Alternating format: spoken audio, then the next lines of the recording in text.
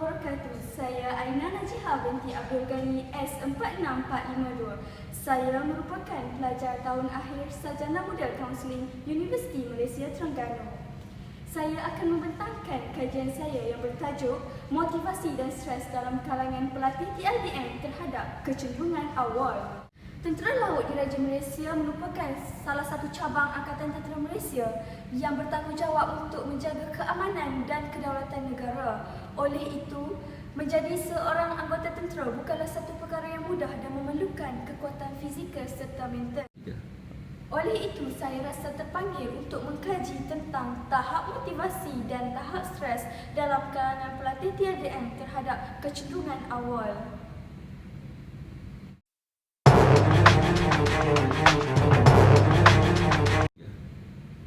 Awal?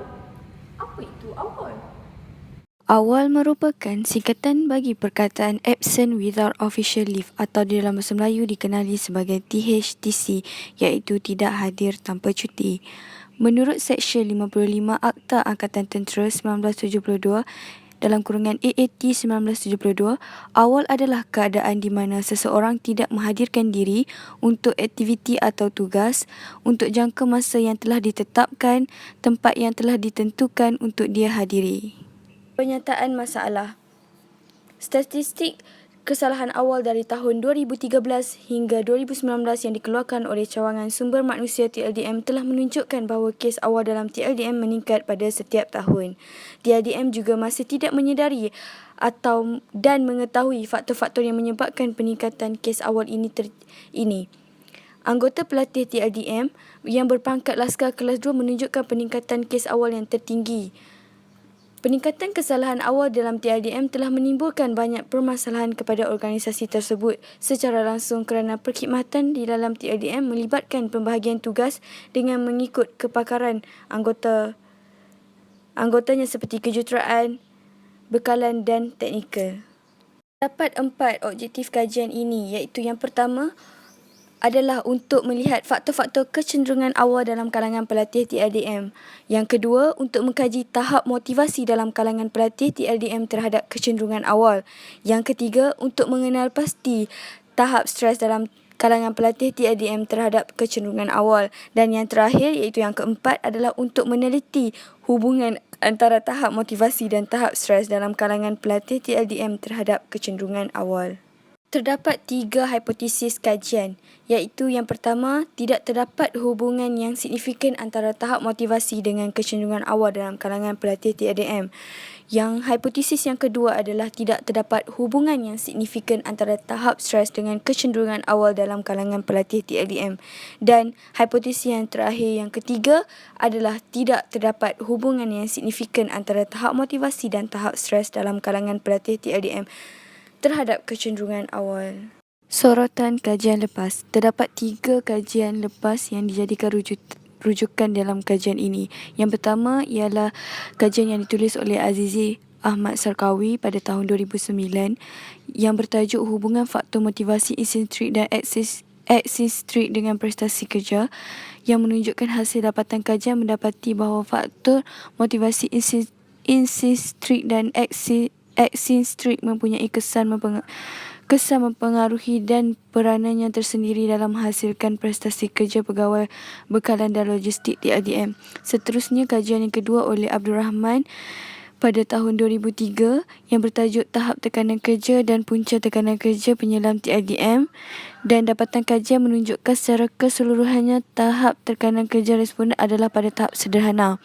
Dan yang terakhir adalah kajian daripada Zafir dan Fazilah pada tahun 2009 yang bertajuk hubungan faktor persekitaran kerja dengan niat untuk berhenti kerja. Hasil dapatan kajian menunjukkan bahawa persekitaran kerja adalah strategi penting dalam meminimumkan niat untuk berhenti kerja.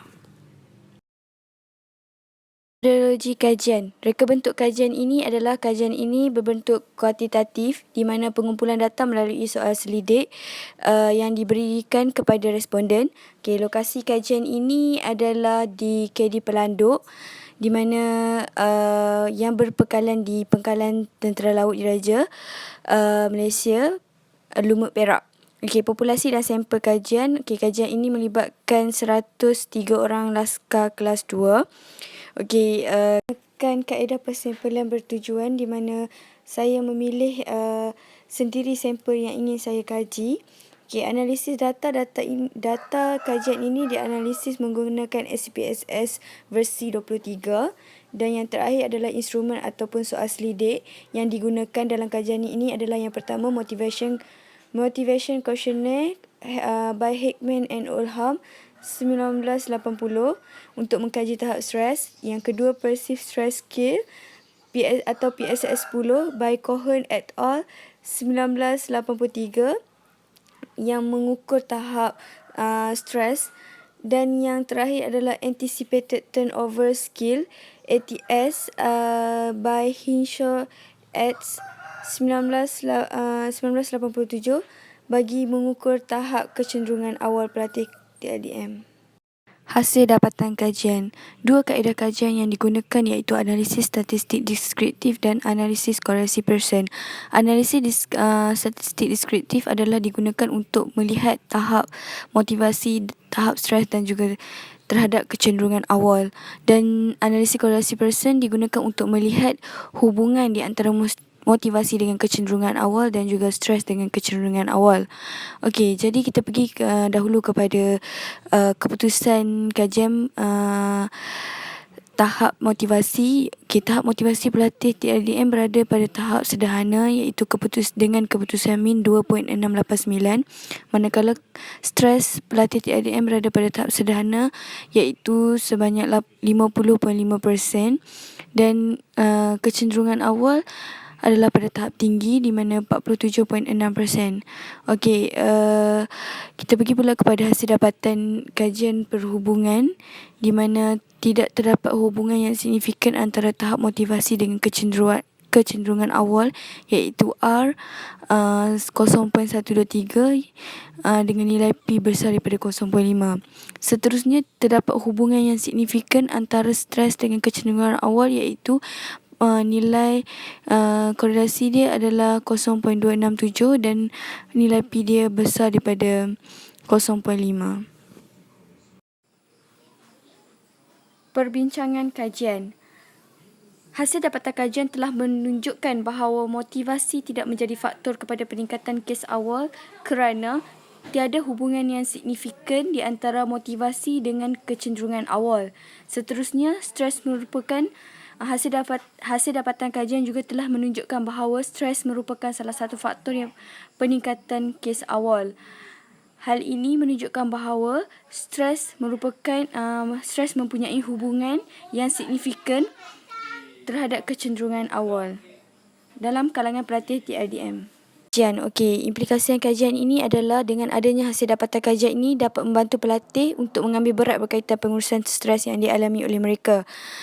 Seterusnya, hasil dapatan kajian ini juga dapat membantu pihak TLDM untuk menambah baik perkhidmatan bagi menangani kes awal yang semakin meningkat.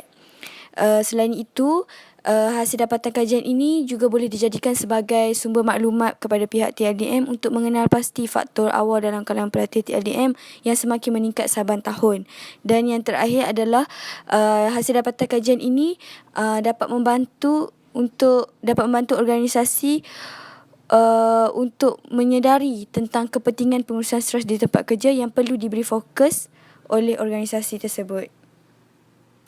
Pandangan yang disarankan oleh pengkaji adalah yang pertama kepada pelatih untuk mengamalkan cara pemikiran yang lebih positif supaya dapat mengawal tahap stres yang dialami. Yang kedua, kepada pihak organisasi boleh melakukan pemantauan tahap stres pelatih secara berkala dan juga melakukan kajian seperti ini secara berkala. Okay, yang ketiga, memberi peluang kepada pelatih untuk mengikuti kursus, seminar dan bengkel berkaitan stres. Dan yang terakhir adalah pengurusan tugas yang lebih efisien dan sistematik dan mengambil kira kebajikan klien. Cadangan kajian lanjutan yang disarankan oleh pekaji kepada pekaji yang akan datang adalah yang pertama untuk meluaskan populasi kajian ataupun sampel kajian, di mana kajian ini hanya memilih sampel kajian yang sedikit.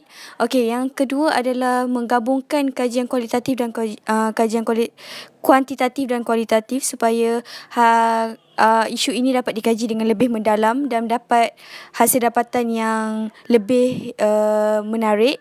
Dan yang ketiga, pekaji menyarankan supaya pekaji akan datang untuk mengambil data secara bersemuka supaya supaya nanti data yang diperolehi lebih tepat berbanding kajian ini, kerana kajian ini dilakukan secara data dikumpulkan melalui Google Form. Okey, dan yang terakhir,